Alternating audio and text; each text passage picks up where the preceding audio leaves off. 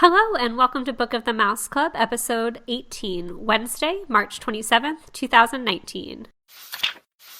Morning, monsieur. Where are you off to? The bookshop. I just finished the most wonderful story about a beanstalk and an ogre and... That's nice. Marie! The baguettes! Hurry up! I'm sorry, but how can one possibly pay attention to a book with no pictures in it? My dear child, there are a great many good books in this world without pictures. I almost bounced clear out of the book. Some bouncing, huh?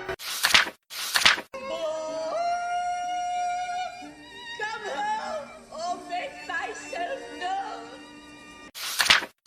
known. Jane Thaddeus, Esquire. Have you never met him? You will find his story in this delightful little book, The Wind and the Willows. I've come to return the book I borrowed. Finished already? Oh, I couldn't put it down. Have you got anything new?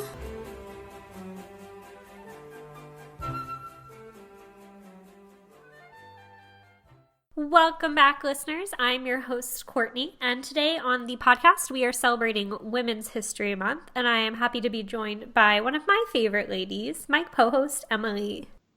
Aw, thanks, Courtney. You are one of my favorite ladies, too, one of my best friends. And I am super excited that we chose this book for Women's History Month because it is packed full of really amazing women who influenced the Walt Disney Company. Yes, so we've teased it on our previous episode, but if you're just joining for this one, we tackled ink and paint, the women of Walt Disney's animation. I know this was on your Christmas wish list. It's been on my to be read for a while, so we finally sat down and we got to it by the end of the month, which was our goal, which we'll go into. But for anyone just tuning in, Emily, why don't you give them a little reminder from the inside of the book? All right, so from the inside book jacket, from the earliest origins of animated imagery, the colorful link between paper and screen was created by legions of female artists working on the slick surface of celluloid sheets. With the calligraphic precision and Rembrandt-esque mastery, these women painstakingly brought pencil drawings to vibrant dimensional life. Yet perhaps as a reflection of the transparent canvas they created on, the contributions and history of these animation artists have remained virtually invisible and largely undocumented until now. Dun, dun, dun. Yeah, it's a nice little teaser there because it's true. Like, I don't have a lot of information, like knowledge about these women, so that I really enjoyed getting to do that. But let's find out about the famous one, this woman who put this book together, because it takes a strong woman to write about women. So this is Mindy Johnson. She's an award-winning author and historian. Mindy Johnson once again takes readers on an epic journey through the unexplored realms of our shared past. Her critically acclaimed debut title, Tinker Bell: An Evolution, which chronicled the development of everyone's favorite fairy, was honored with consecutive Family Choice Awards. A contributing writer for the Walt Disney Film Archives, the animated movies 1921 to 1968, and celebrated book Mark Davis, Walt Disney's Renaissance Man. Mindy is a frequent speaker and writer on early cinema, animation, women's history, and creativity. She's also an award-winning playwright, songwriter, musician, and contributing artist on several internationally acclaimed recordings. Mindy continues to teach, write, and consult for various entertainment entities between tea breaks. Very well qualified, and we'll have to maybe tackle some of her other books on this show sometime. But, of course, today we are talking about the one that she wrote here, Ink and Paint.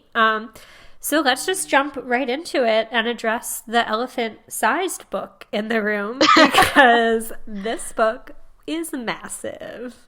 I think you and I were both misled when we first saw it online and like marketed on social media. Yes. Like, there was nothing next to the book to show you just how big this was. No, like I'm not good with measurements, but I would say picture a coffee table size book, like something that you're gonna lay out on your table. And when I had seen this originally, that's what I thought it was. Just like, there'll be some pictures, a little bit of accompanying text, but this is a coffee table size book with the size print of a regular book. So it's it's a textbook. 380 something pages. How many pages do you think it would be if you put that text in the size of a normal book? I would say easily at least double. Yeah. At least a 600 page book, at least. some of these pages, depending on how many pictures, because there are pictures throughout every page, and it's gorgeous.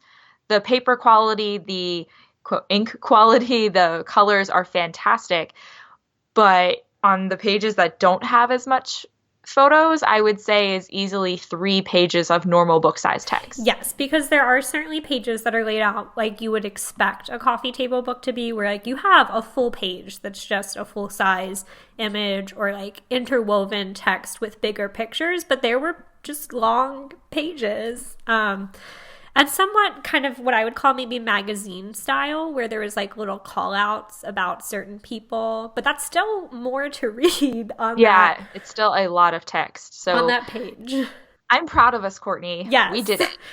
We Almost did not down understand. to the wire. We were aiming for last week, but we did But we did it. We didn't quite understand this undertaking Oh my gosh. until we dove in. But I'm glad we did it. It was Yes. worth the journey. Yeah. But I would suggest to readers, maybe don't try to do this in 3 weeks. This is not a beach read. Not at all. I know we had kind of discussed beforehand, but you had made the remark, and I don't want people to think we don't like the book, because we're going to get into how much we loved it, but just about the size. You can't really read it comfortably for a long period of time, because like a coffee table book is something I picture like sitting on your couch and flipping through on the coffee table. Like I needed to hold this book to read it, and like Doug would come in the room as I was reading it. Like sometimes I'd be on my side trying to like maneuver it to be comfortable. I'm laying it on my bed and like laying on my stomach. I'm laying on my arm. I was like sitting Indian style and just like half bent over. Yes. And in the early stages, I could like prop it up on my knees and like lean back because the weight of the book was on my right side. But as the weight like shifted, I was like, nope, this has to lay flat. So yeah, it's definitely not a book you can take around with you. So that's why I suggest definitely readers, listeners, give this a read, but don't try to knock it out maybe in the short amount of time that we did. Take it a little bit at a time so you can comfortably read for like 20, 30 minutes.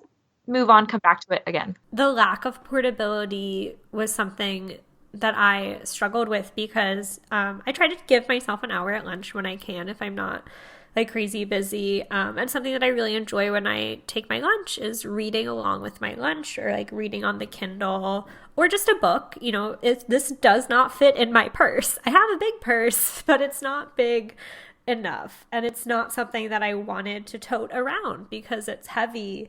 And unfortunately, it actually doesn't even have an ebook counterpart, because I almost... Oh, it doesn't? I literally just started Googling to see if Amazon had one. Yeah, no, it doesn't, because I was like, you know what? Like, I bought this over a year ago. I'd love to flip through at home, but if I find myself falling behind, now that I have a Kindle Paperwhite, but like, oh, this would be fun to read on the iPad, because I would still get like the visualizations and really like the color aspects and the layout. I think I would lose some of that on the Kindle, and that would be even harder to read. But I was like, nope, it doesn't exist. Yeah, it doesn't, because I was curious. I was like, what would this look like in an ebook format? Because it would be longer for sure, like quote, pages, but I'm also curious, like, how would you show all those different cutouts? Because it is kind of like a magazine or a textbook where you have, a diagram over here, but you've got a blurb and a quote over there. So how would they do that? Because it's very non-traditional or like reading style. Right. Like so I would kind of have to, when I'd get to a new page, and as I said, there were those inserts or different pieces, I was like, wait, do I stop the sentence that like I carried over? Do I finish that part of the page and then read the insert? Like I really had to prioritize in my reading style. So what were some like overall likes? If someone just talked to you, Courtney, said, well, Courtney, what did you like about this book? Yes, because I do want people to know that I liked it. I loved it, actually. I just really liked how in-depth it was. It is a mammoth book, but that pays off because it does go into so much information. We'll kind of go a little bit chapter by chapter, but it's broken into these decades. So I feel like it was easy to compartmentalize as I read for periods of time over the past 26 days that it took me to read it. I would do little sections, and so I liked that structure. And then I really felt like I learned so much about Disney history that I didn't know before. I felt the same. I really did like the decade layout, because I think it also helped with navigating those trends of how things not only changed for the studio but changed for women. that you could follow a little bit more easily, that you're like, oh, that was a 40s theme, that was a 50s theme, and see how the women's roles in the studio changed over time. So I liked the decade format for that. It was also great that it was all color coded. So like the top of every page number was in different colors depending on the decade. So the organization is fantastic. It is very easy to follow and find things, even though there's a lot in there. And I too really enjoyed the history aspect. What was cool though was I was catching myself that, like, we read the Bob Thomas biography, which has a lot of that Disney history in there that I already knew. Through so Walt's some of it lens. Right, but it's through Walt's lens. So seeing all these different female voices come in that weren't just Lillian. Yes. Was absolutely. very interesting, even though you get a lot more Lillian, which was Oh, cool. Yeah. Because I like want you to talk see about that for sure. a little bit of her, but not like a lot. But I did like having that female lens, and also from more of like, I don't want to say common workers, but not top executives, not featured animators that we've always heard of, but people who, you know, they didn't talk to Walt every single day, but they ran into him casually, or they knew he was his boss's boss's boss's boss. Yes, like you always hear about the 9 old men animators, but there were hundreds of people who worked at the Walt Disney Studio from its very early origins, you know, producing Snow White and the Seven Dwarfs. One other thing I want to talk about that I liked in terms of structure, the end of each decade chapter was repetitive, but not in a way that annoyed me. Like, it always ended with life at the studio overall, other studios, like Fleischer Animation or different animation companies who also employed women, and then a little bit about Walt up until he passes away in the 1960s. And I felt like that was a nice thread through each that really kind of like drove home, as you said, the transfer. You kind of track the transformation across each decade. And I think it was really important to include those ending sections, even though they were the shortest sections, about Disney's life at home. Because even though, like, after the 30s, Lillian leaves the studio when she gets married, but Lillian, Diane, Sharon, even though they didn't, quote, work for the company, they were still big female influences on the company. So there were, and what other companies were doing with women were also big influences on how Disney ran its studio.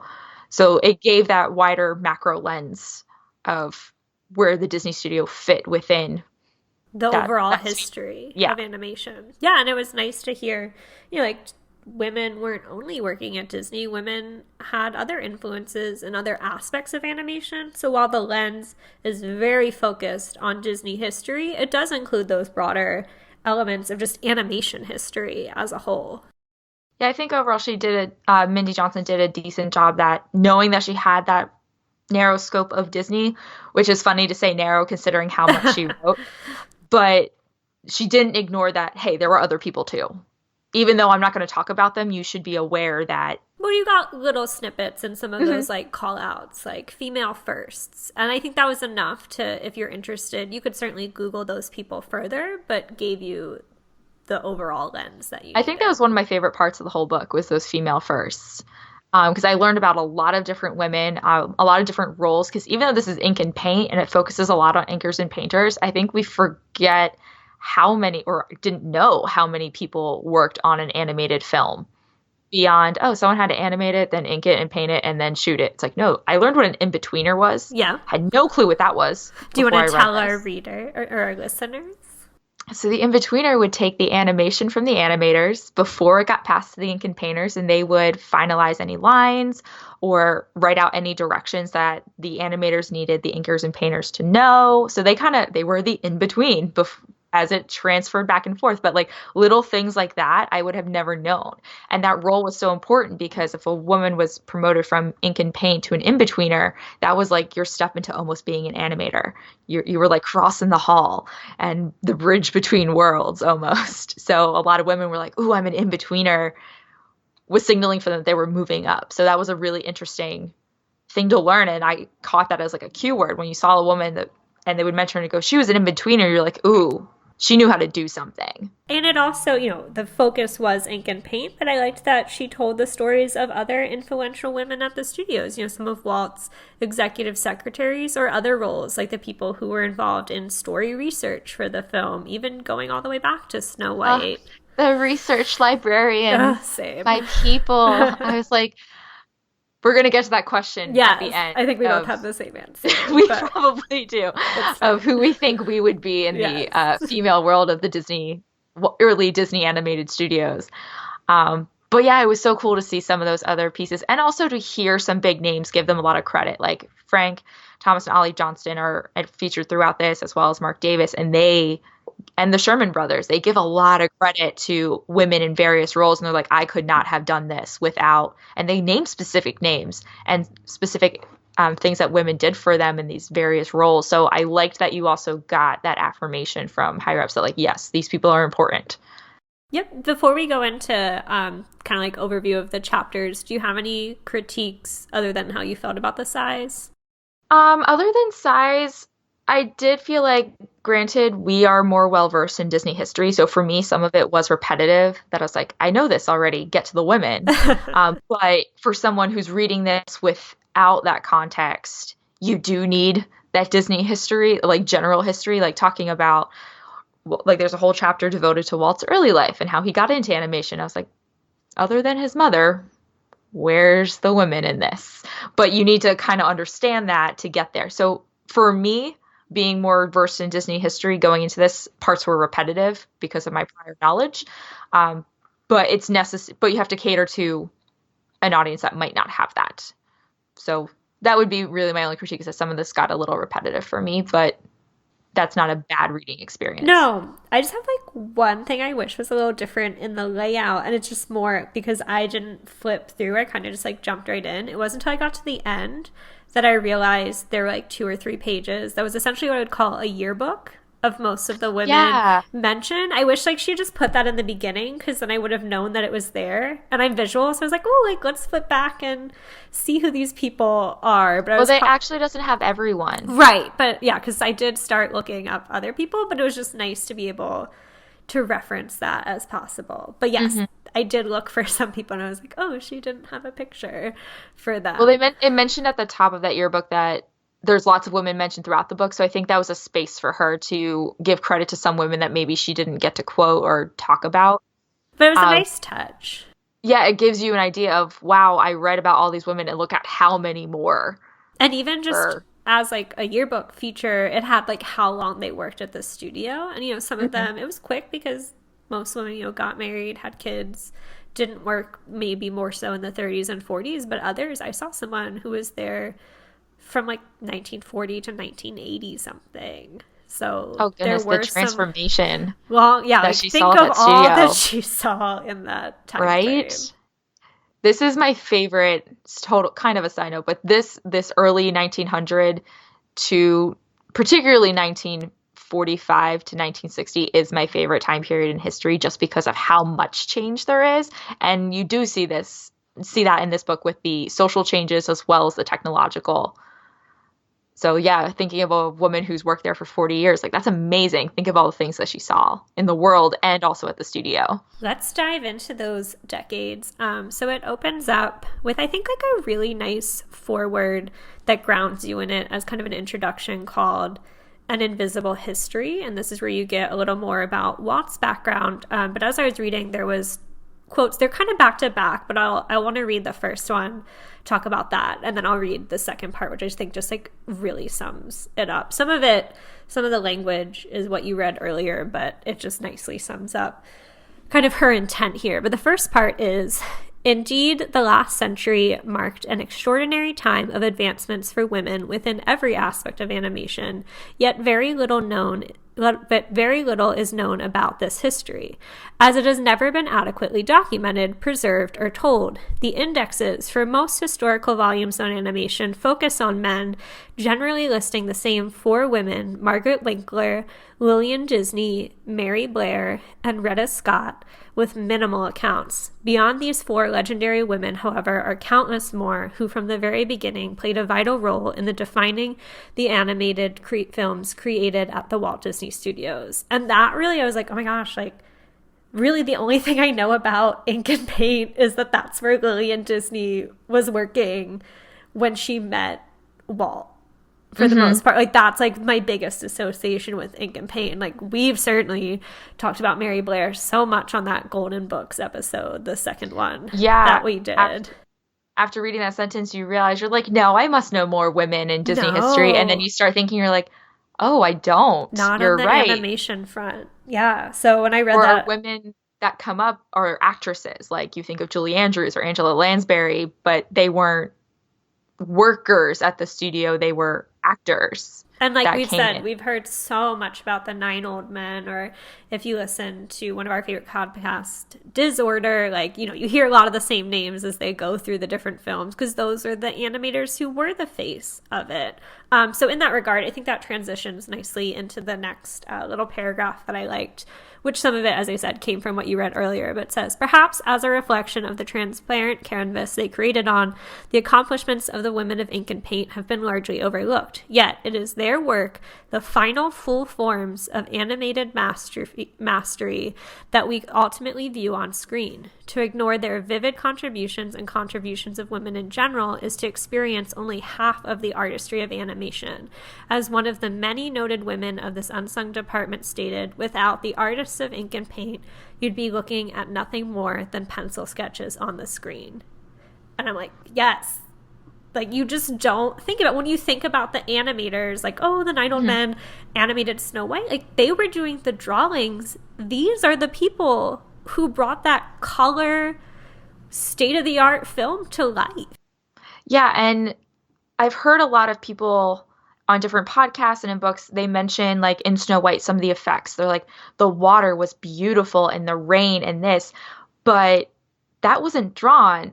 Even though the drawings, even like in Fantasia, when Sorcerer Mickey is scooping up the waves, yes, someone drew those, but to make it look like water and to see Mickey's reflection through the other side, that's an ink and painter doing that, not an animator. And that is astounding how many times we credit what those scenes look like, but attribute it to the animator, but not to the ink and painters. They worked really hard, and I think that just drives home, like, the value of their work, and we would not have these films without them.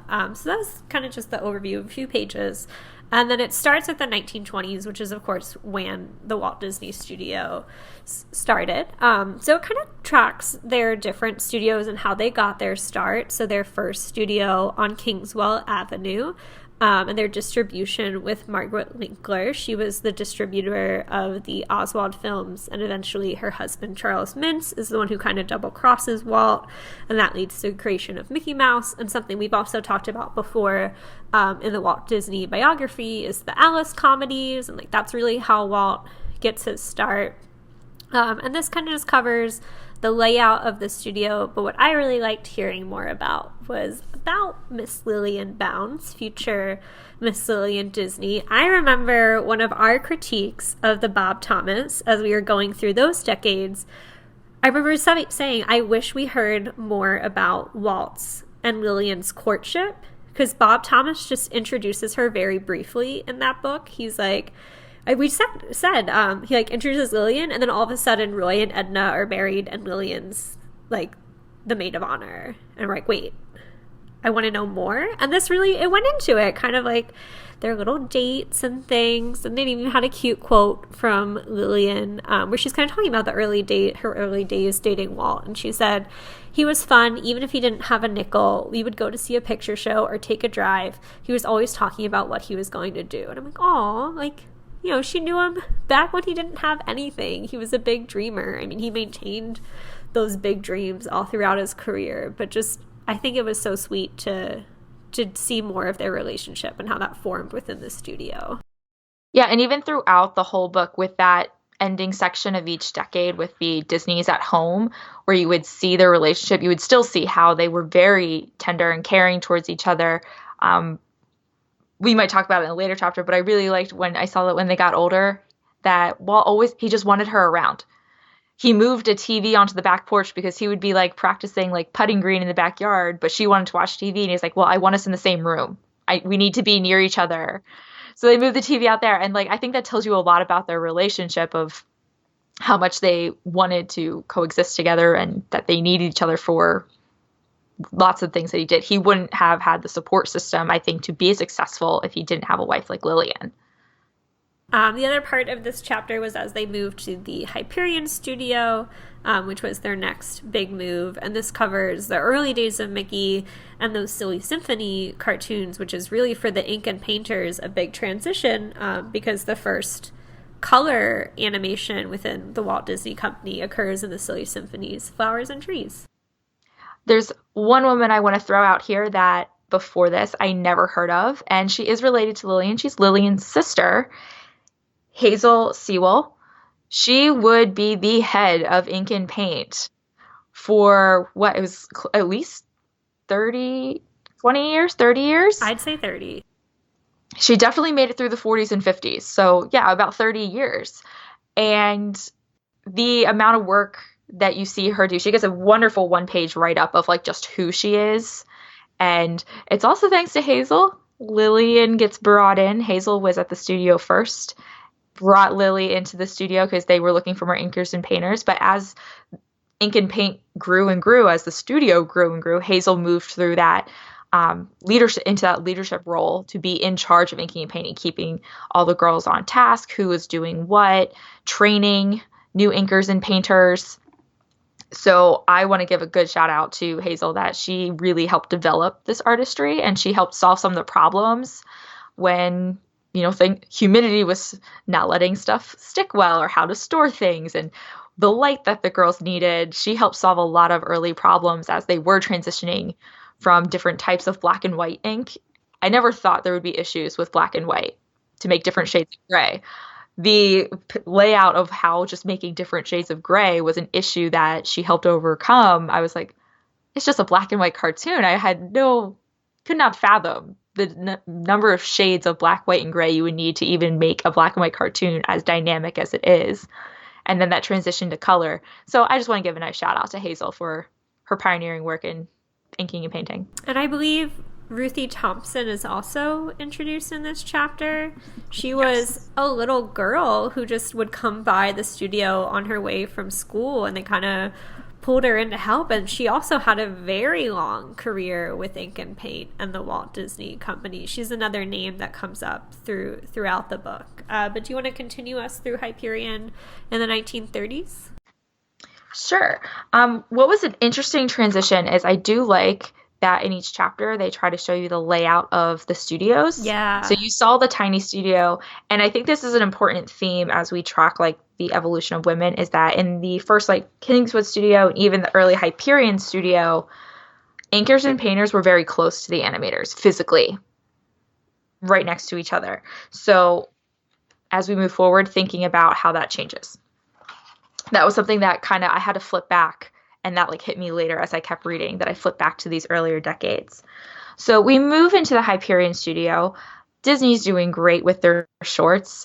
They're starting to think towards the future. So we have Mickey and the Fab Five have been created.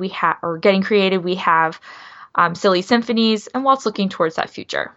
So ink and paint expands.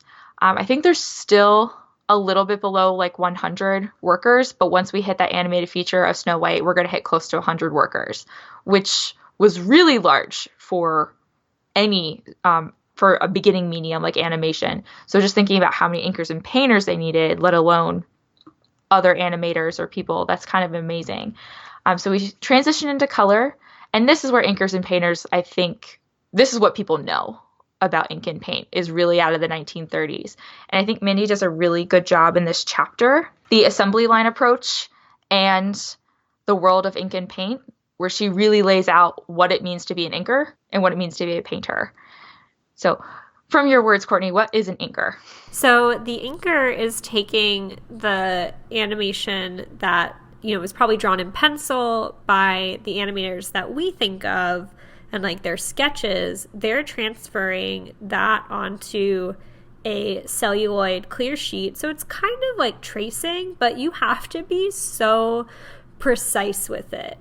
So like you have to have consistent thickness of the ink lines for the characters, or else, it would disrupt the whole film. Like you could see the difference as it transitions. So this was very key to be precise in like your tracing and moving through each shape and being consistent across there. And what's cool is a lot of inkers later would become animators because since they had so much experience in tracing these different forms, their hand just got very good at making circles, making different shapes, making those different moving lines that they very easily could learn how to animate because they were constantly copying these great animators. The reverse, the painters, so you flip that cell over so that the outline, is now on the bottom. You're not disrupting the work that the inker did, and the painters would, very obviously, they would paint and fill in those different pieces, but you kind of have to layer and wait for things to dry. Like, you're kind of almost building it from the bottom up. Like, maybe if the whites of the eyes are going to go on first, because then you're going to fill in the rest of the face behind it. So still very methodical there as well. I felt so silly that I didn't realize they painted on the back. And then really? Once I read that, I was like, it's so obvious. Why did I not think of that? I looked to see if this was still a thing because I had vivid memories of this back at Disney's Old Key West, which is my family's DVC home resort. They have a community hall that has different crafts, and they would have an ink and paint craft. It cost money, and my mom never let me do it. But like you could pick an animation cell, and I'm sure it took a while, and that's also probably why my mom didn't let me do it. But you got to do the process, both the inking and the painting. And I wanted to see if that was, so like I had seen people doing it, so I remembered them like, they'd be painting, it would look weird on the other side with just the paint, but then you'd flip it over and you're like, oh my gosh, it's an animation cell. So I was familiar with that. I was really hoping it was still a thing, and I like Googled everywhere and asked around. I was like, how cool would that be for me to just go and do it, like put it on our Instagram, but also really hands-on experience it. But it's not a thing anymore. But if it ever comes back, I'm gonna do it. So page 149, listeners, if you have this book or get this book, really shows what that looks like. So they have one, it's from one of the silly symphonies. I'm struggling to find which one left side. Oh, Grasshopper and the Ants. So they have one picture where it's just the black and white outline, which would be the inker. And then it shows it upside down with just the paint, but no outlines. And then it shows you the final thing, like if you had flipped it back over. So that, it finally clicked with me what that process looked like when I saw that image. So yeah, I felt a little silly that I didn't quite understand that, but shout out to Mindy here, Mindy Johnson, that the way she laid that out and the way that she broke down the process, I truly feel like I understand, at least textbook wise, outside of experience, what inking and painting is. And I feel like that was the appropriate place to do it because, as you said, the 1930s is really where they start to expand that process with color. It has to be very precise. The shades need to be exact. They start creating their own paints to use that. So I think, when she kind of goes into an aside of the whole animation process, this is definitely the appropriate chapter to do so. So when you said they made their own paints, this is my second woman I really, really want to shout out. And I think she may have been my favorite, if you can pick a favorite woman per se, but like my favorite to read about, Mary Weiser. She ran the paint lab, again, for 30 years. She was there with Hazel, moved into the paint lab, and she developed the Disney formula for their different paints as they struggled with humidity and whatnot, but also as they switch different types of celluloid, from the nitrate to the acetate. So she was a chemist. And I don't think we think about necessarily artists also being scientists, but they are. So as much as she was an artist, she was also a scientist.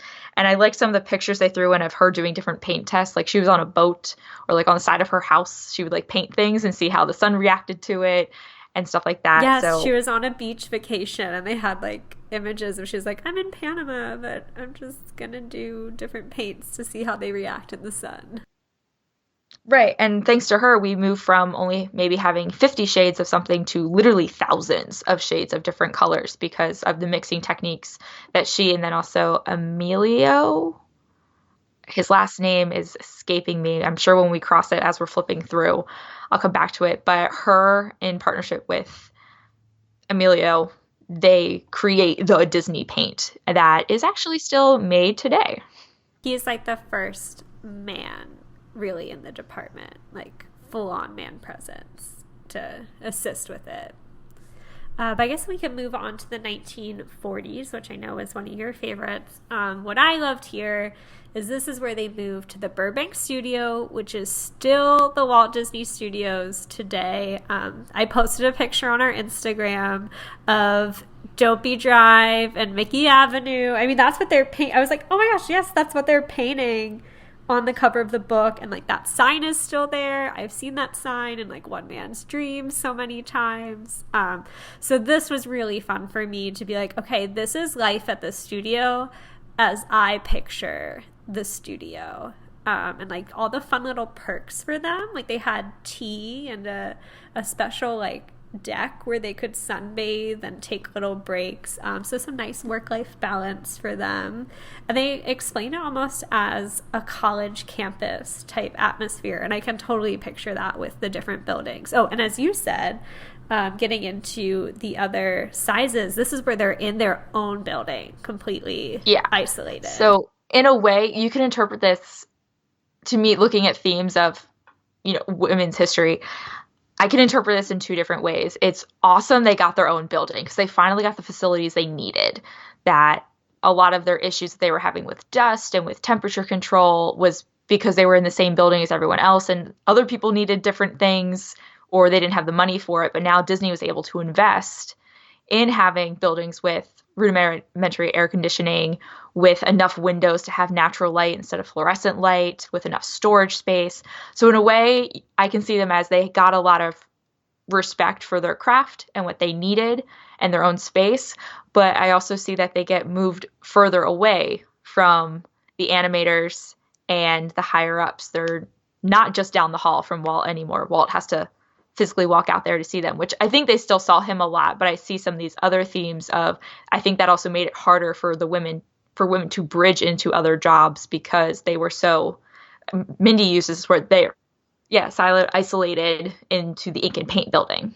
But they did have a secret tunnel where she kind of hinted at that like little rendezvous between animators. Oh yeah, I loved her language around some of when they would talk about studio life. She danced around some topics that I was like, huh. There was a reason why a lot of animators and other people got married. I loved, on that note, like Walt was meeting a couple who had met, and he was like, well, I was the first one to marry one of these girls. And I was like, oh, so cute, because he married one of the anchors. Yeah, so even as early as the 1940s, I think you see that Walt is, for his time, much more forward-thinking on the roles of women. He does definitely still have some of those conservative values. Women still wore dresses. Like, it was still a very, like, a lot of women still, the expectation was you got married, you left work. But things like that where he's like, why can't you have, meet the other people that work in the studio? Just because you're a woman doesn't mean you can't have friendships and relationships. And he acknowledged, like, yeah, I was the first person, like you said, to marry an inker and painter. Yes, but on that note, that brought up something I have to go back to the 1930s. When you're saying progressive, though we do have to acknowledge, the studio did not allow women animators. And one of my most enjoyable stories was about Mark Davis. So women were not allowed as animators. They have the letter that I think some people may have seen online. I had certainly come across it before reading this book, where like a young girl wrote to Disney and said, I want to be an animator, and got a reply that was like, sorry, we don't do that. So the story that jumped out to me was as follows. As a young artist, legendary animator Mark Davis sent his portfolio to Disney for consideration. Mark received a letter back addressed to Miss Marcia Davis. The man that was in charge of answering requests for jobs didn't know that the French spelling of Mark was spelled with a C, so he thought this letter was from a girl. The letter stated that Disney was not hiring women at the present time, and they would let her know if and when they decided to hire women because they really liked her portfolio very much. So I thought that was funny, like, oh my gosh, Mark Davis, who is probably one of the most well-known animators and then later Imagineers whose influence is all over the Disney parks even today, was rejected because they thought he was a woman. Like, it just makes you think like, oh, we do really like your portfolio. Well, if you like it, then hire, quote unquote, her. He had to go in person to be hired. And you see some quotes from Walt that, again, we have to remember this is a product of its time, where Also, women who were interviewed about this, they're like, yes, it would have been nice to move up, but I really liked where I was. So it was a little hard for me to gauge, but you did have stories of women who were like, I tried really hard and kept getting pushed down. So even women who did break through, they had pranks pulled on them, or they couldn't really talk very much in meetings. Some of the same themes that I think some women still face today. But you also still had Walt or other animators that, defending why they didn't have female animators. And he said, women are just so well suited nature-wise for ink and paint because it's smooth, it's patient. Men don't have patience. Women have patience and things like that. So you see Walt also perpetuating those themes, I think, in good heart, but not, I think he is progressive for his time, but he is still a product. The company is a product, not just Walt. The company is a product of its time as well. Well, and I think the other fear that's also addressed was not just in this industry, women would work and then find a husband, get married, and then they wouldn't work anymore, especially after like the wartime when you have the baby boom and things like that. Like women basically worked at a young age and then until they were married, and then didn't work at all. So they were worried about like investing so much in someone to become an animator and then have them walk away because they have kids, which is unfortunate. But I found it interesting that in times of hardship within the studio, or like when they were short staffed, many women came back. So like they had already had kids and left, but then they're like, Sleeping Beauty, all hands on deck. Come we back. need more inkers and painters. Yeah. And they would call people. And I think, the fact that people did come back was a testament to how much they enjoyed their job and how well they were treated.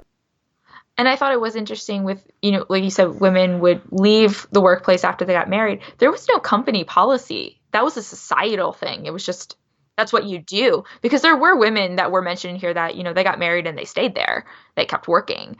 But, like my heart broke a little when Mary Weiser, I was like, all that work you did, all these new pages you created. She got married. She's like, okay, bye. I was Bye. like, oh, my heart. I was like, do you not understand how wonderful and integral you are? Which I'm sure she did. But like just to see her kind of leave, I was just like, oh, you can get married and have a career too. But that's very 2019 of me, not 1950 of me. So that was, like you said, it was very interesting to see that. But I think we saw both sides, that Walt acknowledged women had talent. But yeah, if women are going to up and leave from a business standpoint, is it worth investing all that time and money to then lose someone? Speaking of both sides, let's talk about the studio strike of the 1940s. This went into a lot of detail. And I feel like that's something that's like sometimes a touchy subject. One other thing, I've only come across like one other in-depth Disney history that really went into it. And that was, do you remember the American Experiences PBS documentary? Yeah. That had a lot on the strike. They spent like a good 40 minutes on it. Yeah. Which for a documentary time, that's a lot of time. And they go into it in the Bob Thomas Walt biography. But again, it's a Walt biography. So it's all about how Walt feels about the strike. This really showed both sides. She had quotes from people who stayed during the strike and what they felt having to cross the picket line and their fear, but also she had quotes from people who did strike and talked about their reasons why. So that was, I think, really well done and just a piece that you don't really find as many resources on. So just to quickly just get a little bit deeper, just from the women's standpoint, what were the two sides that you saw? Like why women kept working and then why women decided it was worth striking for? I think the people who did strike, it came down to like what they felt was unfair labor practices. Would you agree with that? Yes. But then people who didn't strike really just wanted to stay working and felt loyal and needed that paycheck. I would agree. And I think some women went a little further about why they did not strike. And I think this had to do with, again, a product. We see what Disney looks like through a 2019 lens. That we're like, oh yeah, they could have been doing a lot more. But what some women saw that they chose not to strike, from some quotes I read in stories that were in this book, was that someone were like, Disney is so much better than other places I've worked. True. I have the ability to take a lunch break. I have higher pay than any other studio. I am respected. People treat me well here. So why are we striking? which even though I think that's a standard that women get caught up in within history is like, well, it's better than it was before, so that must be progress, even if it's slow progress nonetheless. So I think I saw women in that camp of like, but this is better than anywhere else, so why are we striking? Right. They didn't And want to then, lose what they considered to be great that they had. right. And then other women who believed in more of that unionist labor practice. I think for more of the women, it wasn't necessarily they disliked how they were treated, but they wanted to make sure that they had a say in the future. Because I think, at least from my perspective of how I read this, I think it was more of the men that were disgruntled about labor practice. There was definitely a hierarchy of men as well. Women, yes, couldn't cross over into the animation, but at least from how she laid this out, I don't think that was the main argument of why women went out on strike. I don't know how you would say that. Strike. Some women, yes, because they weren't able to move up, but I think the majority of women were like, well, if I want to move up later, I like where I am. I'm not content about that, but I want to be able to have a say in future. And then Which I did is also the see union mentality. And I did also see like some of those women in the middle that kind of regretted it after because they went out on strike, and when they came back, they're like, it's better, but it's not quite what I thought it was going to be. Because then they get the time clocks and other things like that, and they're like, oh, it's not quite. So they kind of got caught up in the hype. They say there's a shift kind of in the atmosphere of the studio a bit with like changes that were a direct result of the strike.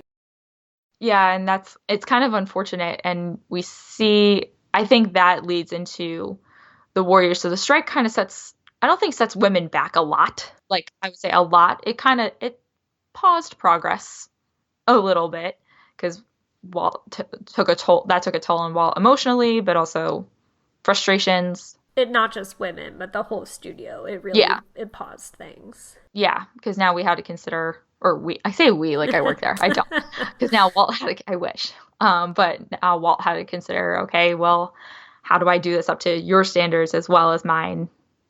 We've talked about the strike also before, and we will continue, I'm sure, on numerous podcasts to talk about this very fascinating moment in Disney history.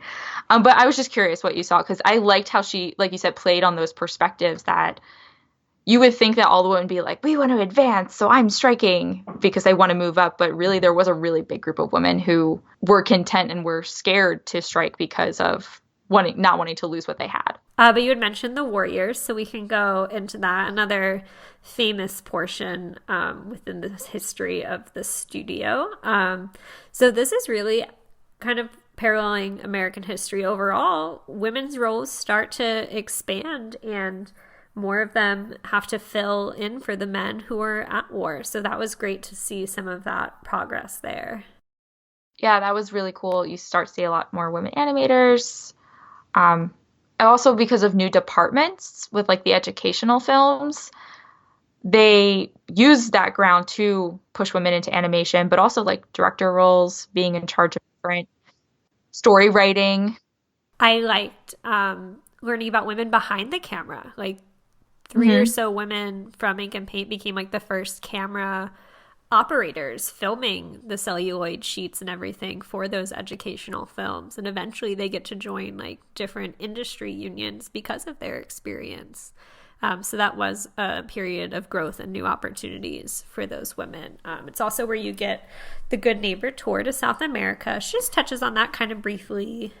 You hear a little bit more about Mary Blair there. And I liked, again, how she touched on it. This is through the female lens. So I think we always hear about this in Disney history, El Grupo and them going on this Good Neighbor tour, but you don't always get like a ton of detail or like what they did. You just know they went to South America and we got 3 caballeros and Salidos Amigos out of it.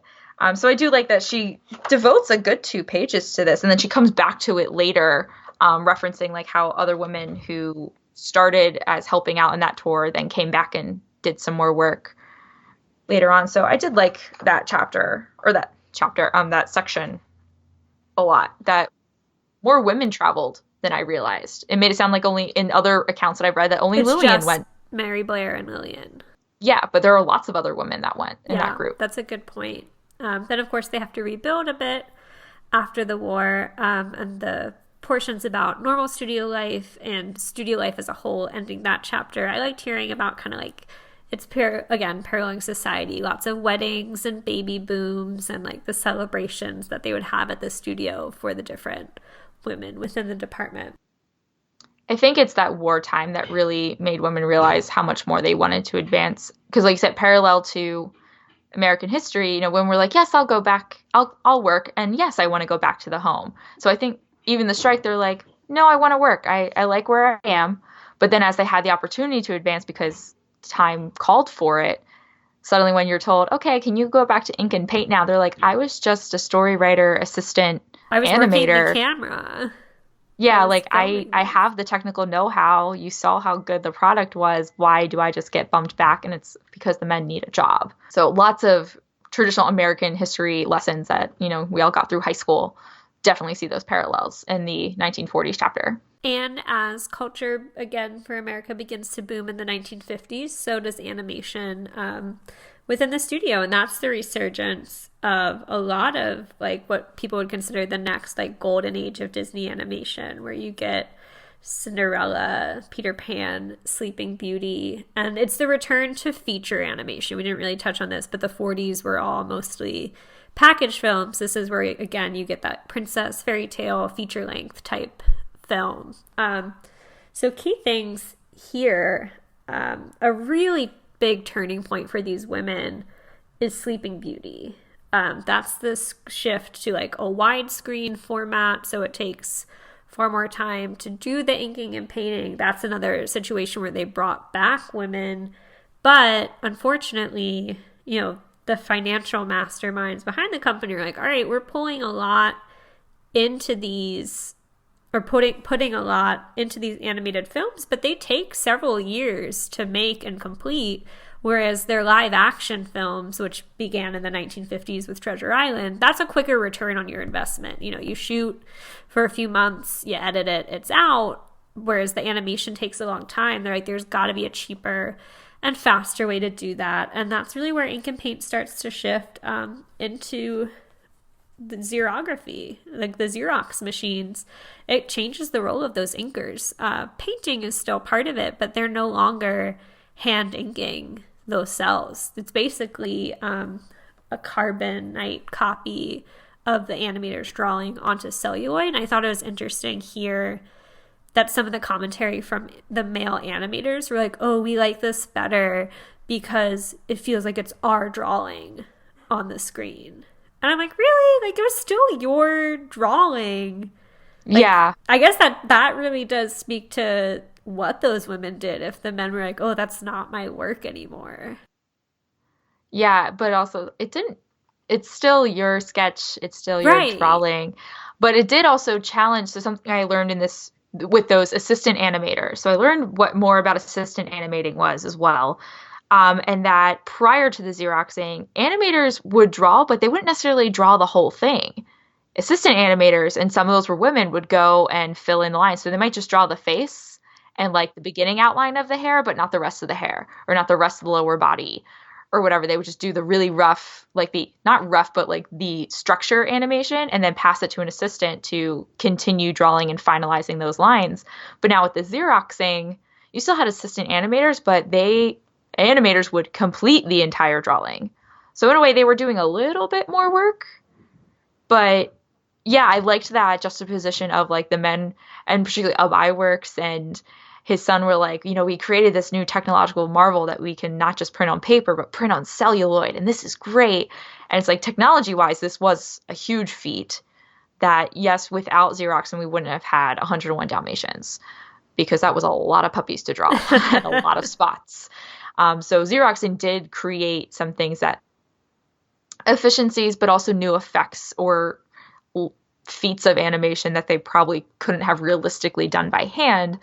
But then, yeah, you see the women who are like, but now what's my job? They essentially eliminated they said they kept a handful of inkers to like do some more complex work like faces instead of Xeroxing. But overall, yeah, you basically eliminated an entire department except for like 5 to 10 people. That part was a little sad for me, because I was like, oh, like we've been chronicling these inkers' journeys, and a lot of them either, like were let go or left, or they had to adjust and learn how to operate the Xerox machine. But for them, it's like, okay, I'm just pressing some buttons.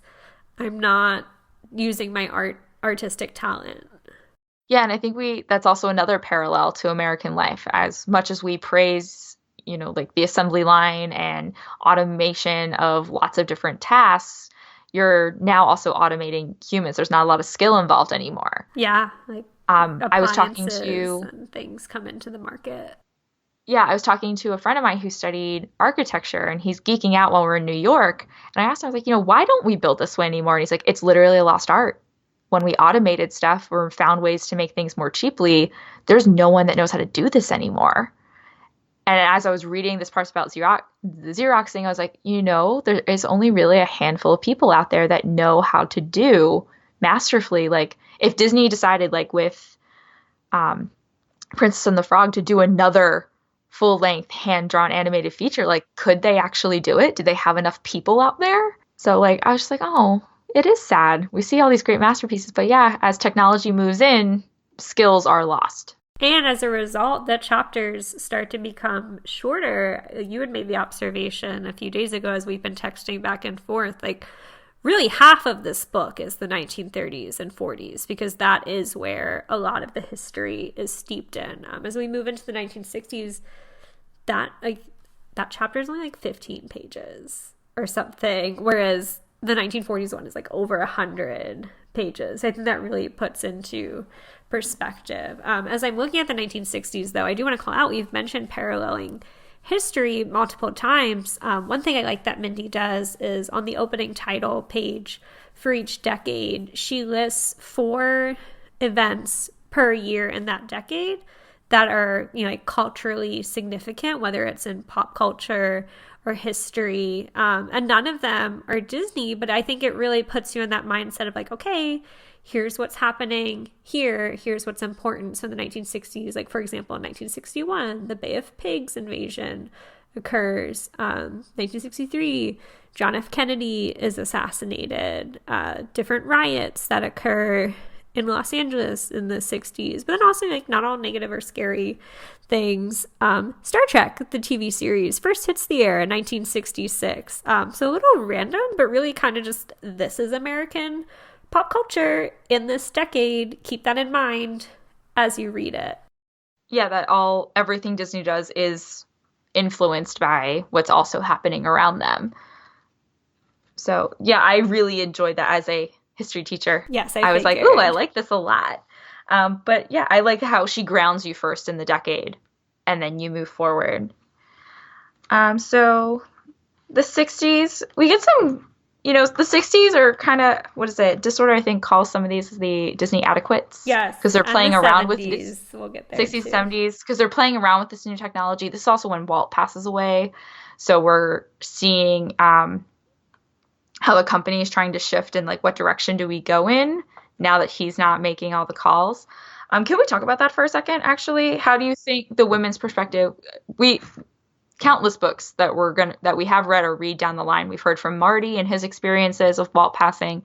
We've read about Walt's passing in the Bob Thomas biography. What did you think about the Walt passing from this perspective? What I really liked about this is something that you talked about earlier. Like, most of these women knew Walt, but it's not the more intimate relationships that we're used to hearing about. Like, obviously, like, Marty was Walt's writer and essentially right-hand man in that regard, like devastated by the loss. Like, we hear from those more recognizable names, but I appreciated hearing from people whose story I don't know. It really, I think, spoke to how much people valued Walt and did feel like they had a relationship with him. It might not have been to the deeper extent. He might have been just someone, he's the boss that you pass in the hallways, and sometimes he comes around to your department, but they still felt that loss and felt very sad about it. Yeah, I think overall this whole book, and we were going to kind of talk about Walt also a little later, but overall I think this book also cements that since we read so many perspectives or read a lot of perspectives about Walt through the male perspective or through his biography, but he was just overall a beloved person. They recognized that he was a hardworking boss and, he had shortcomings like everyone else, but overall he was just someone that everyone enjoyed having as their boss. So they loved his visions, his innovation, his ability to recognize talent and use it and see it no matter who the person was. But yeah, that saying goodbye chapter, those two women that saw him when people knew he was sick and he would go in and out of the hospital that was on the studio lot or close to the studio lot, they saw him walk in and he said, "Hello, girls." And then 2 seconds later, they're like, "Okay, goodbye, girls." And they're like, "That's the last time we saw him." And I was like, oh. Yeah, like just small moments. Story to throw in there. Like, I feel like I've heard the story of, like, him saying goodbye to the Sherman Brothers before, where he, like, they always say, like, oh, he said, like, "Good job, boys," on, like, something they had done. They're like, "Walt never complimented us." And that was the last thing he said to us. Whereas this is just more, like, a passing thing. But they still carried that with them as the last memorable moment of seeing him. Yeah, but I did like, though, that Mindy did not, since Walt is not the focus on this, it was one column. Yeah. So I'm glad that it needed to be acknowledged. Right, because it marks a transition in the animation history. Right, but it's more of a transition. Like, it's a transition. It's not a feature landmark. Right, it's not the closing, because the animation continues. We still have 2 more decades to go through. So in the 1970s, in those cultural things, she starts to acknowledge the feminist movement. And this is where you really kind of see a changing of hands within animation and more women animators. So certainly, ink and paint still exists with the Xerox portion, but women start to move into animation itself, and people like Frank Thomas and Ollie Johnson, part of the 9 Old Men, start to train the next round of animators. And I didn't realize, like, there was an actual training program set up for both these men and women coming out of schools like Cal Arts to keep that legacy alive. Oh, speaking of Cal Arts, I loved reading, there's just that small blurb of how Cal Arts came to be. Yeah. And I loved that line in there that she said more than half of the animating students were women. So I think that's also a piece that, as that was developed in the 60s, that was before Walt's passing, that he helped move Cal Arts forward, merging those two schools. Now that you say that, like in the 70s, we start seeing more women coming in, but think of how many women then took that advantage of that opportunity to go to school to learn animation before, like, being trained on the job or being recognized for some raw talent and then trained by some animators. Like, they went to school and they came and they're like, "Look what I can do." So kind of in a way with Cal Arts, possibly Walt already set up his studio for having more women move forward. Even if he didn't intentionally mean to do that, he just wanted to have a place for people in general to learn. That created a space where women could break through. Flipping through, I do like that they kind of talk about fashion a little bit and the transition in the 70s to pantsuits, but that's, like, almost metaphorical of, like, okay, like, you're wearing pants, it's more of a men's style, and they're stepping into more of these traditionally manly roles. And, throughout every decade, I don't know why I'm just putting this together now, they have a picture of the ink and paint team in every decade, like a group photo. And as you're talking about the fashion and the pantsuits, it's kind of fun to, like, look at each photo in each decade.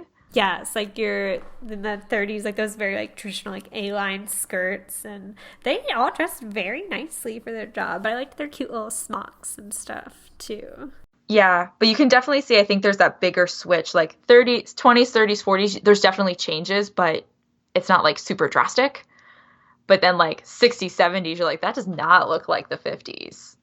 Like, it's a much bigger drastic change. So I do like, Mindy picked really good photos, or whoever worked with her to pick what photos go with this to mark that changing of time and also the evolution and change of women. And the last decade covered here specifically is the 80s. And what I thought was really interesting was there was a good couple of pages on the film Tron. Now, we've mostly been talking about animated films. It does go into, like, the animated blending that happened within Pete's Dragon and Mary Poppins, but I would not have expected Tron to be something that the ink and paint department worked on. But those light effects within the suits in Tron and the computer generated area, that was done by the ink and paint departments. That was really cool for me. I had no idea either. Right. And it's page 328 again, I'm sorry, listeners, I know you don't have the book in front of you, but it lays out what every screen looks like in the different stages. The layers so, like, between yes. each light and dark and where it would shine through.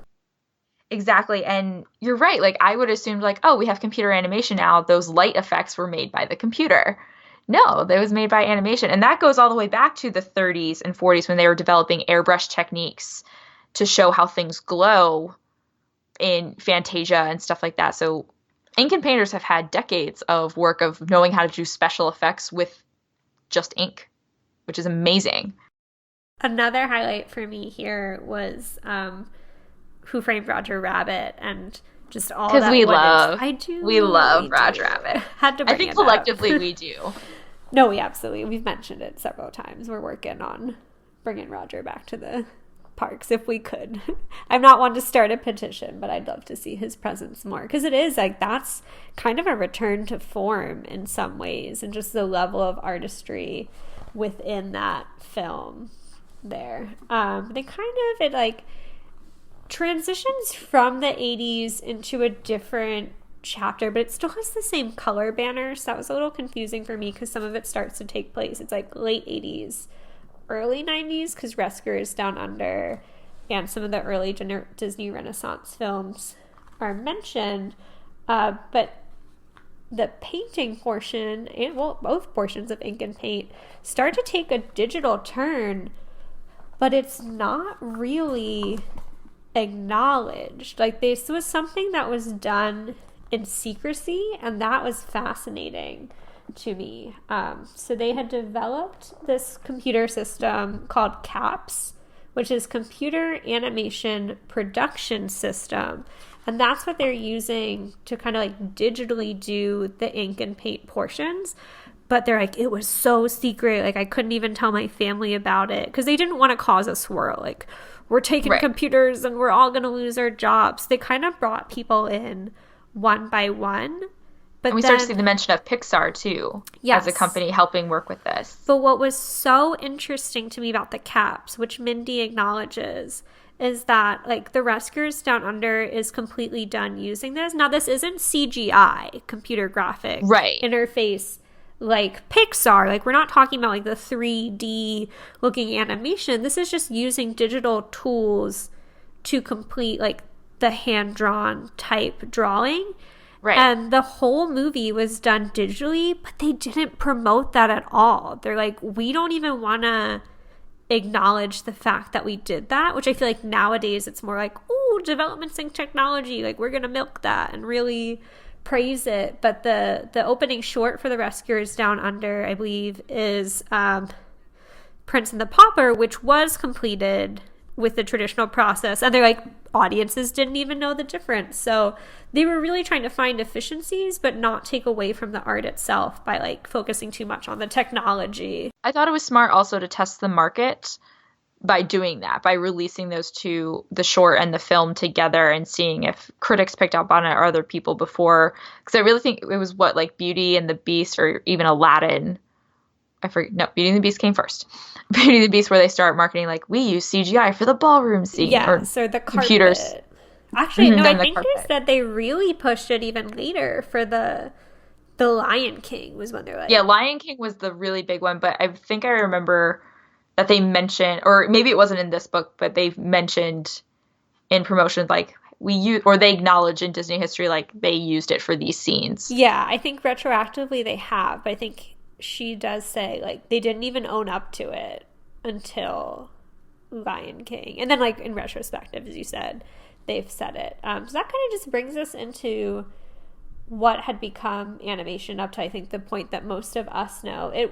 CAPS was used all the way through Home on the Range, and then I think after the Home on the Range is where you start to see like Meet the Robinsons, and that's where Disney starts to switch to like a CGI format, where you sometimes can't even, where the untrained eye can't tell the difference between a Pixar and a Disney film. Yeah, and I wish she had gone into that. It kind of just closes there. I would still, like, I feel like there's still color in these foundations used in those films, but she does sum it up nicely. So let me ask you, how much did you love the last 3 pages of the book, Emily? I loved. And I think she does end here purposefully because like how Xeroxing was kind of, quote, the end of inking, caps was the end of painting. So even though there is still animation and color, I get what you're saying. This could be the, quote, closing end. I did want to see, though, something in here about Princess and the Frog because they brought that back.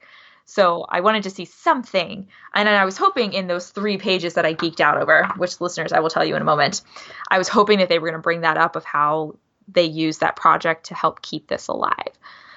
So after the 80s and talking about computers and how computers changes inking and painting, and like I said, kind of closes out painting. Inking was kind of already gone, but now we see paint is going to be gone. We talk about the legacy and the preservation of this. And I love Disney for how much they preserve. And she acknowledges that an early practice, like throughout this, my heart was breaking a little bit in the 20s and 30s when they talked about washing cells to reuse them, which I'm like, I get it. You need those cells. They're expensive. But I was like, oh, you're losing the artwork. But here they acknowledge that at some point Disney realized, they're like, we need to stop doing this. So they talk about this place they had called the Morgue, which is quite a morbid name for where they kept their artwork. But it was a basement setting, which, you know, in retrospect, with my experience at the National Archives, I'm like twinging. I'm like, why would you put your artwork in a boiler room in a basement? Steamboat Willie is down there and he's crinkling and breaking.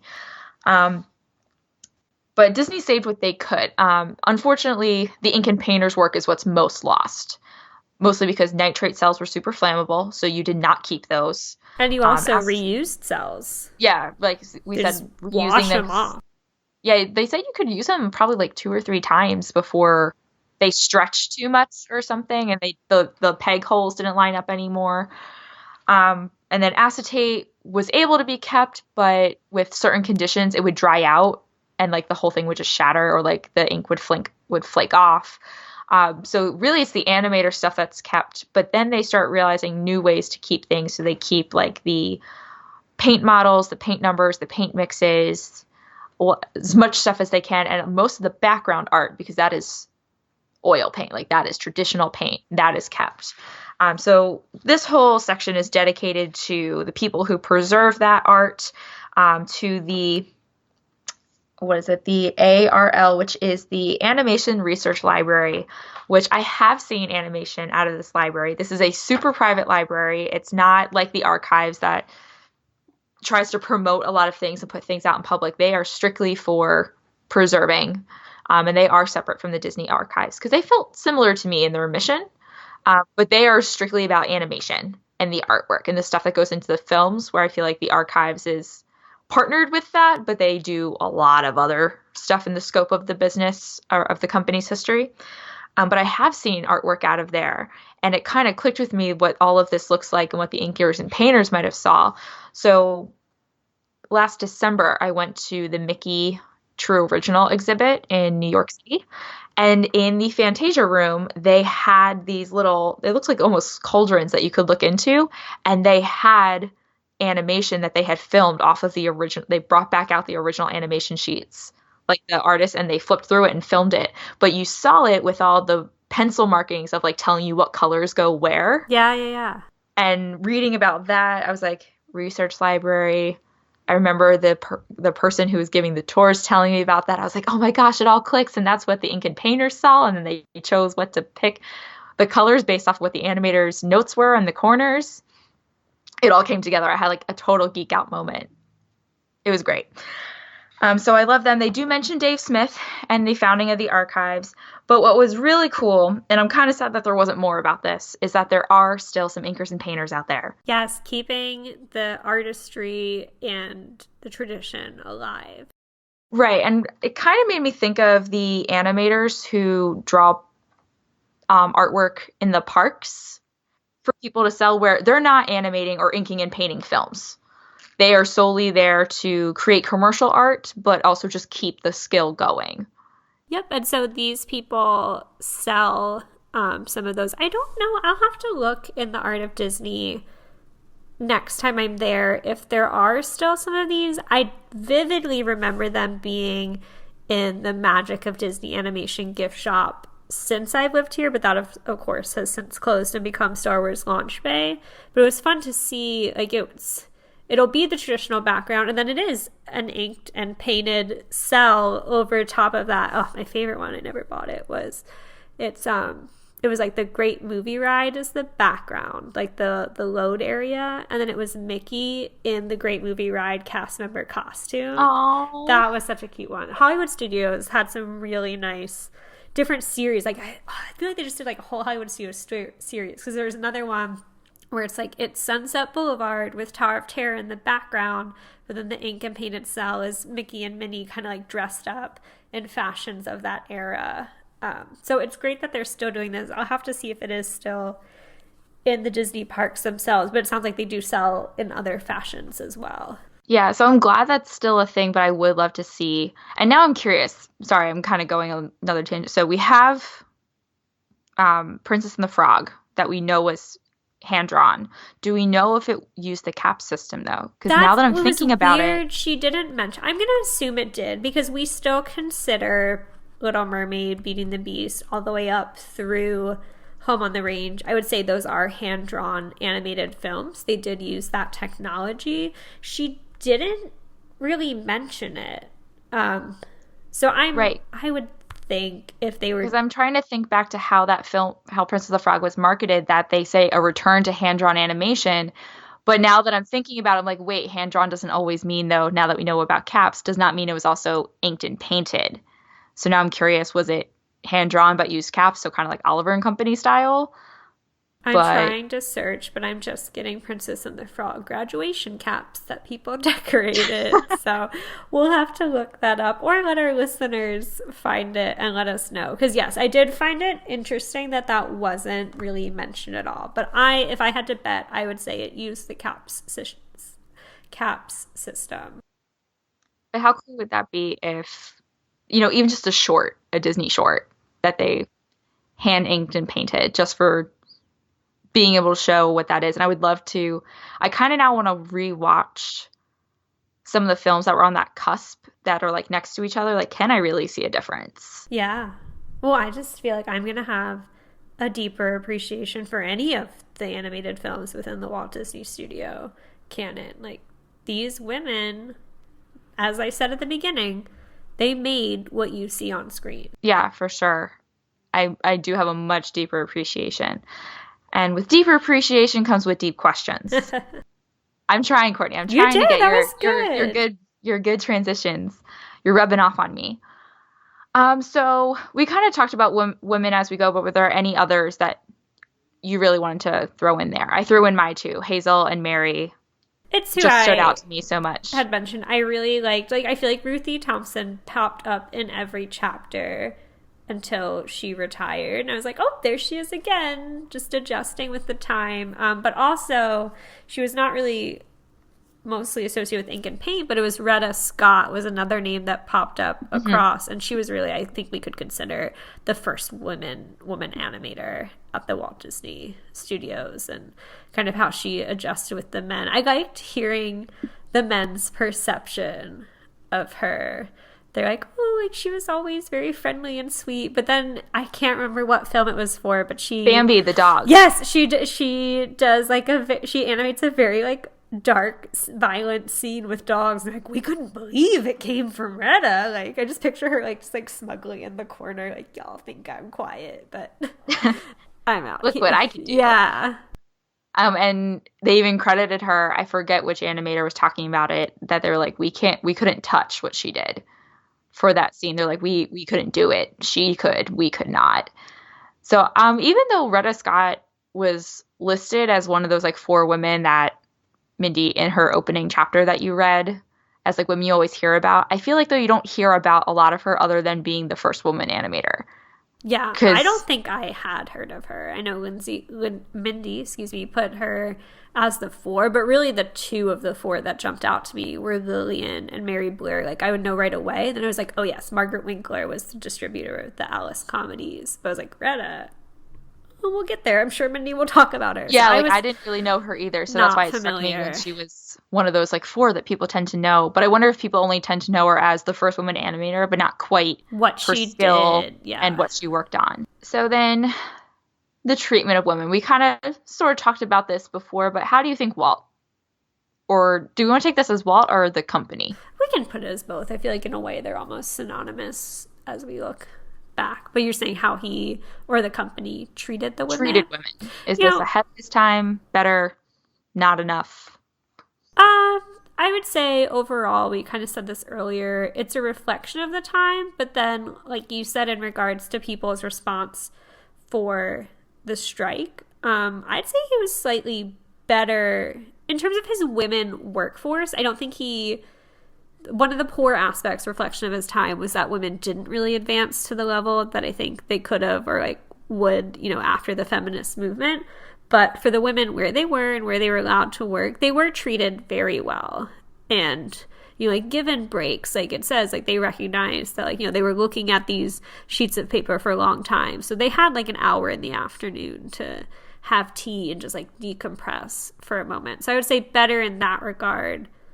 What about you?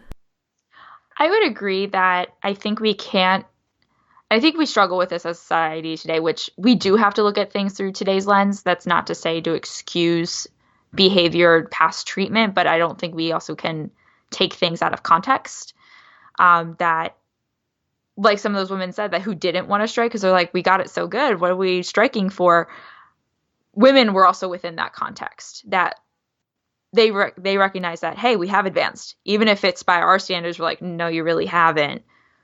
To them, they had. So I agree that I think the company overall treated women better in the workforce. They were paid higher than other women in other industries.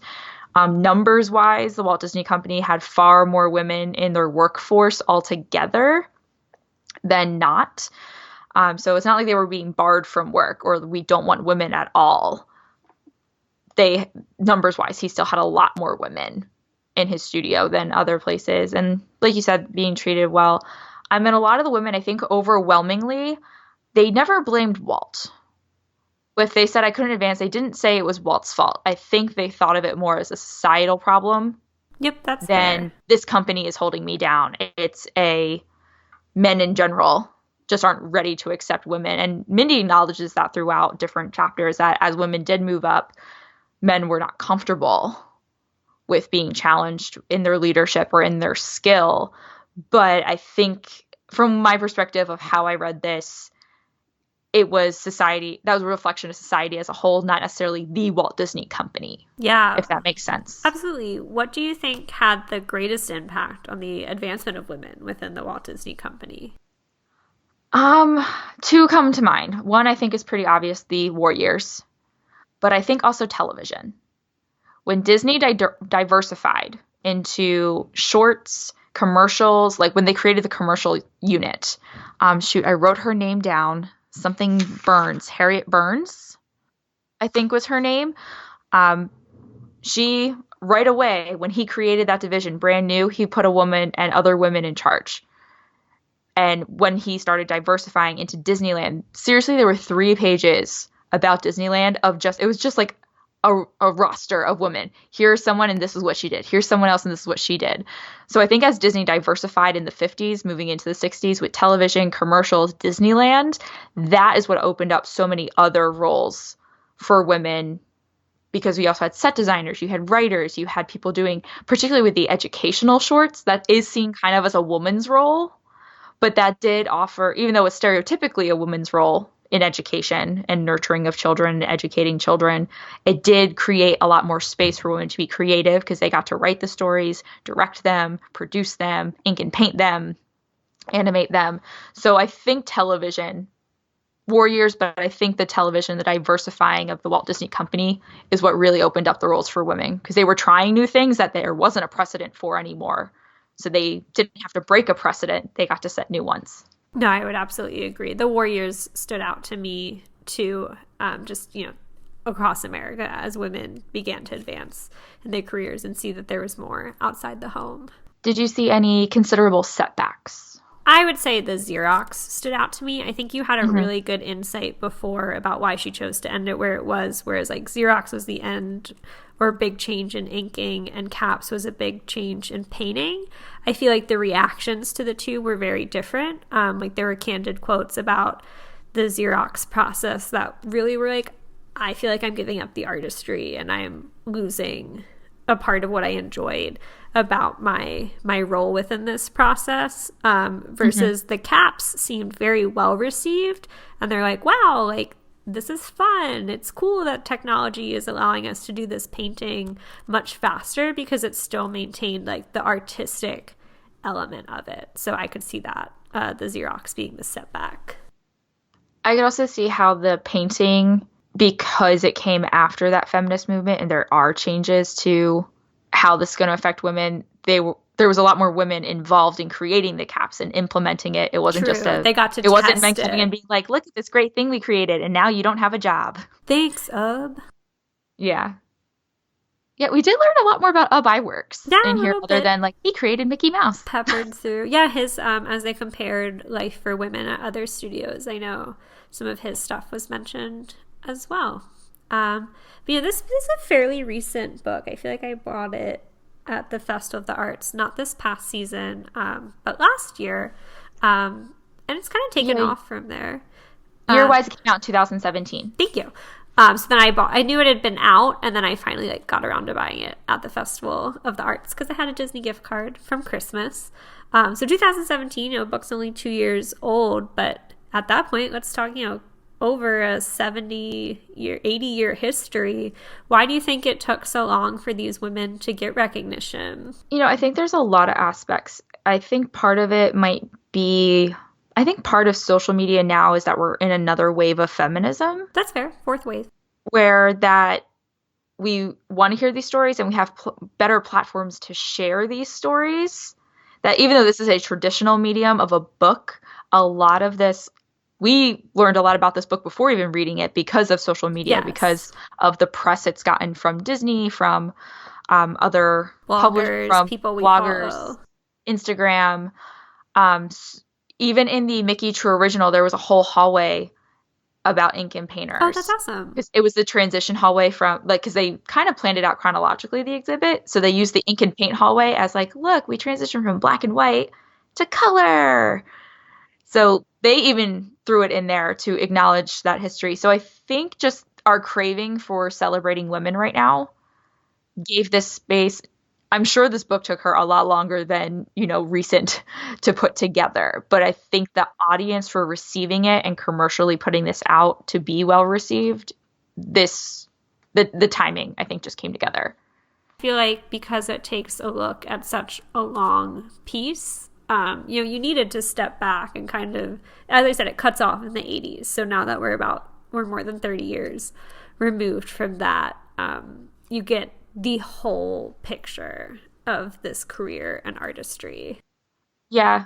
And it's good with history, even though we wish there was more looking at today, if you can wrap up and like know what the historical record looks like for that, or like how we've interpreted it. It is, like you said, it's more complete with 30 years in hindsight. We're like, yes, that is what happened and that's what it is. We're not still trying to interpret what that history looks like. We're kind of beyond that. But, I'm glad that these stories are coming out. I hope we see some more of them. I would love to see if there's some biographies out there or even other shorter works, even just articles about some of these notable women that we talked about that we didn't know before. So I'm curious if, maybe if Disney or Disney Publishing, maybe instead of another story about the 9 old men, we start to see more stories from women, which I think would be pretty cool. Fly-in question. I know we didn't kind of outline this before, but as you said that, telling more of these stories, I just remembered they had announced for Disney Plus, the streaming service coming later this year, that there is going to be an ink and paint kind of docuseries.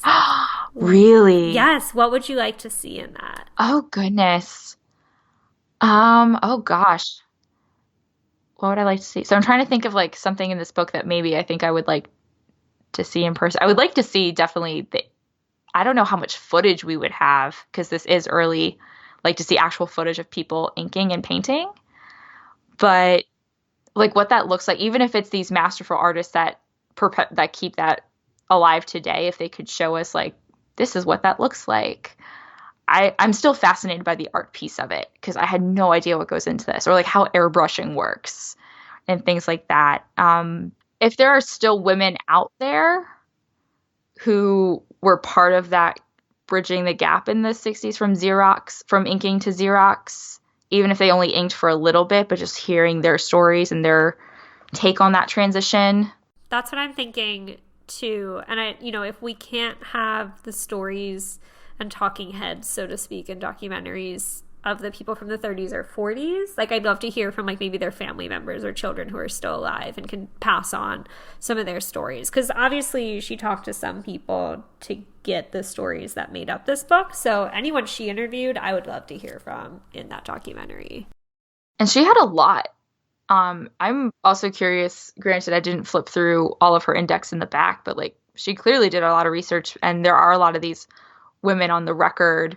So I'm curious how much of it was interviews or their, writings or letters, scripts, journals, journals out there that could also shed some more light. That'd be interesting. Or within that series, I hope they go a little further. Yeah. Maybe.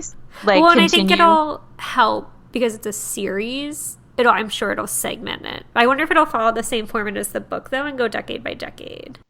Yeah, but I would like to see, like, 90s. Yes. 2000s. I get what you're saying now about further. Maybe answer our questions that you and I are pending back and forth about Princess and the Frog. Would be interesting. So, overall, if you had to pick a favorite part of this book, what would be your favorite? I think I most valued the 1940s section. I certainly enjoyed just seeing the change through chapter, through decade. But as I said before, like, to me, the Burbank studio is what I associate with the rich history of Walt Disney animation. And then, as we said, going more in depth to some things that we were familiar with, but really hadn't heard as much about. What about you? I would have to agree. I think the 40s, even the 50s, I liked that, seeing that return to feature animation. And like I said, that changing point of diversifying. So I think the 40s is definitely my favorite. But yeah, that middle section, 40s, 50s, I think is really the heart of the ink and paint as a medium. Absolutely. So we'll close it up with a fun one. What role do you think you would have as a woman in Walt's earlier studio days? Inker, painter, or something else? I flipped back and forth on this because I kept, like, as I was reading, I was like, I could see myself in that role. I could see myself in this. I definitely could see myself in the research library because I do have aspirations to be a librarian and an archivist. So I could see myself working in the morgue and preserving all that for history because I value legacy and heritage. But I also saw, if I had to choose between inker and painter, part of me thinks maybe an inker because I do have a lot of that patience. And one of the women, I thought for a while, I was like, I think I'd be a painter because I don't know how great I am with my lines. But one of the women in the book, her name is escaping me. She was an immigrant from Cuba. Or no, she was fleeing Germany or war-torn Europe, came through Cuba, but she was complimented on her handwriting. Lee Gutman. Because I remember the Gestapo story. I wrote that down. Yes. So she was complimented on her handwriting, and they're like, just by your handwriting, you'd be a great inker. And I get complimented. I write in cursive consistently, so I get complimented all the time on my handwriting. I was like, I would need a lot of training, but maybe with my... And everybody needed training. This wasn't something you just learned to do in high school. Yeah. So maybe with my being used to my hand flowing in those kinds of circles and loops of cursive, that I would possibly train well as an inker. Well, you are the ink to my paint, because if I had to pick between inker and painter, I decided I would want to be a painter, because I have dabbled, no pun intended, in paint and stuff on the side, not often, but on occasion. So I do find that very relaxing. So I think I would have fun with the colors. But outside of those two obvious roles, I really liked the role that I came across, and it was called story researcher. And it was a woman that was who, so cool. it was kind of like as they're starting to translate these common fairy tales, the whole reason we have this podcast is because literature influenced Disney films so much. This was someone, she would like read the stories and kind of like figure out how to expand them onto screen or like pull different ideas. And that seemed right up my alley in terms of storytelling. So yeah, overall, I really like this book. It was a hard get through just because it was a big book. But it was worth it. It's so worth it. I'm really excited now. I had no idea about that docuseries. So now I'm like super pumped. Yeah. Do we know when Disney Plus is coming? I feel like I'm always like hearing new things. I'm like, I want to watch this. We don't have a date, but they keep saying 2019, so fingers crossed. And I always have something new that I'm like, I would watch that first. So like now that you said that, I'm like, oh my gosh, I'm definitely watching the Incubate docuseries as soon as it comes out. But what else am I going to be watching? What else is going to be out there? I'm sure that'll be a great future reference. But was there anything that you would recommend to our readers if they enjoyed this book? So I have two things. Sure. One, if you love the war years in the 40s like us, there is a Disney book out there called Disney During World War II. You actually gave it to me for Christmas when I was in my DCP.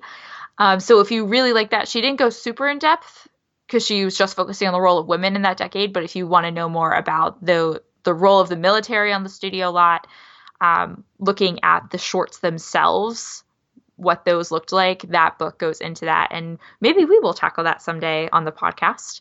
But then my other reference Mindy talks about is The Reluctant Dragon. That was mine. Oh, because I admit I have not seen it. Oh, I have. Okay. I can't find it. Oh, it was on Netflix for a while. I feel like they've pulled some of the Disney stuff off, so I would assume it's going to be on Disney Plus. I do remember seeing it on there, but of course at the time, I have a friend of mine, we're going through the Disney ones in order, but we've had to skip a couple because we just can't get access.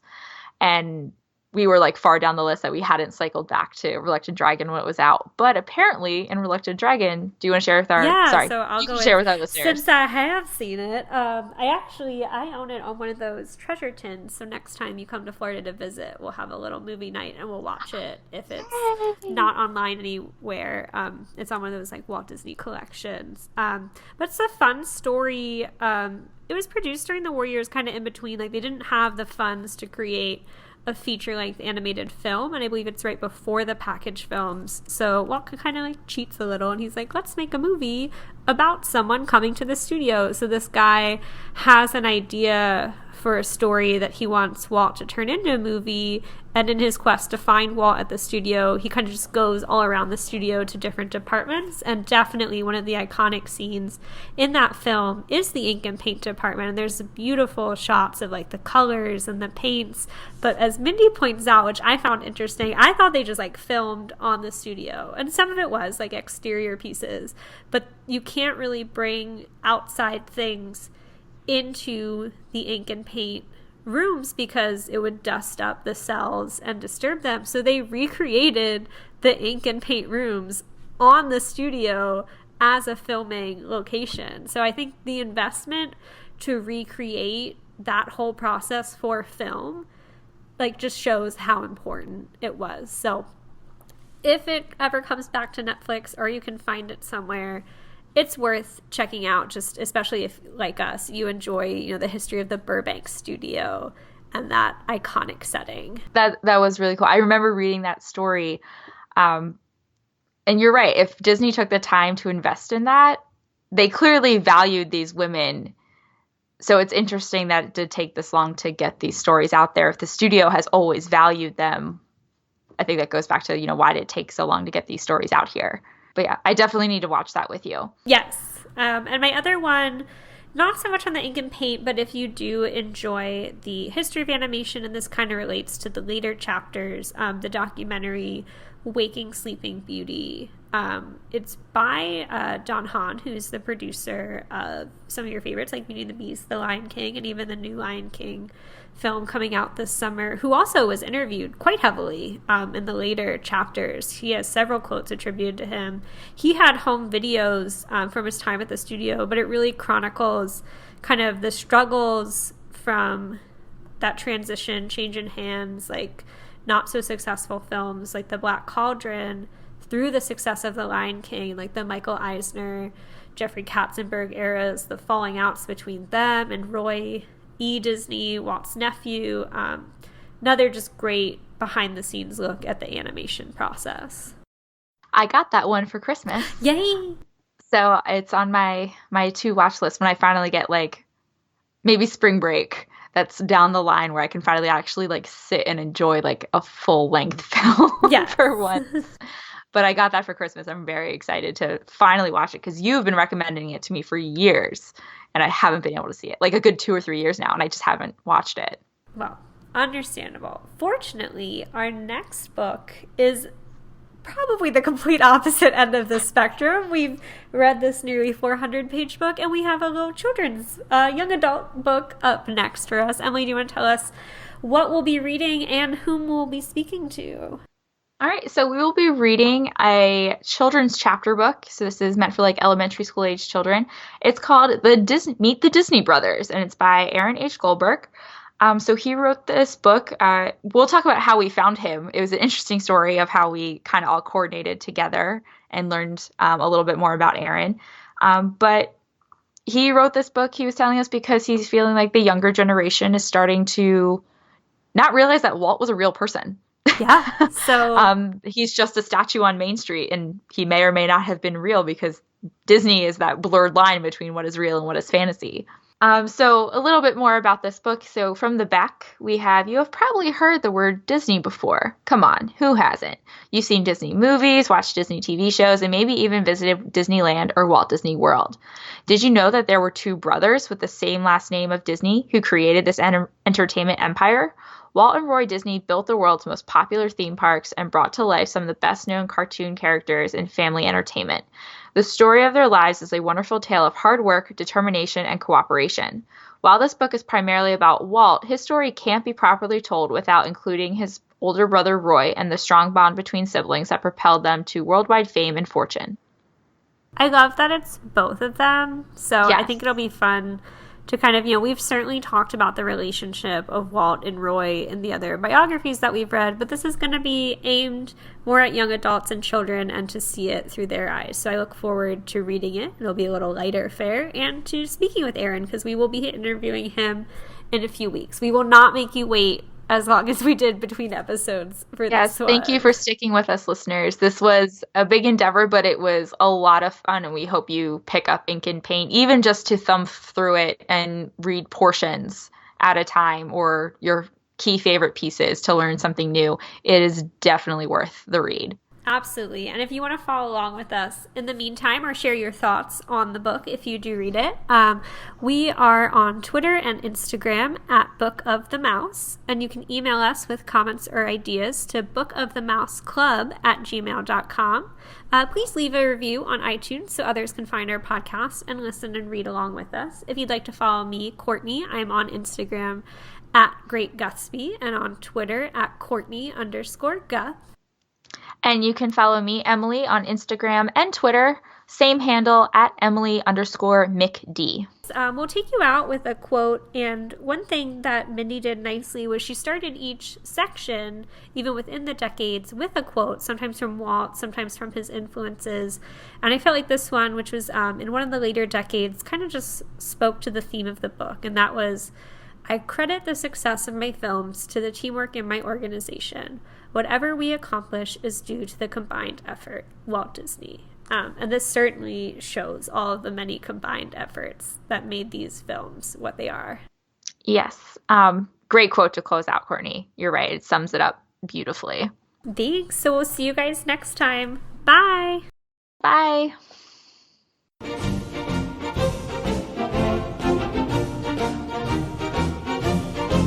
Book of the Mouse Club has no affiliation with the Walt Disney Company. The views and opinions expressed by hosts and participants are theirs and theirs alone. They do not represent the organizations or companies they happen to work for.